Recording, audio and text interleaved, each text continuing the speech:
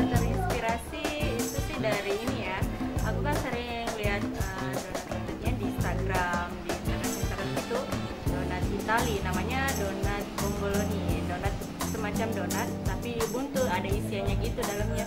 Jadi kenapa juga ini dinamakan donat bom, karena apa ya, biar lebih unik lagi. Terus kan bom itu identik banget ya, warna hitam, jadi bikinnya kayak gitu aja.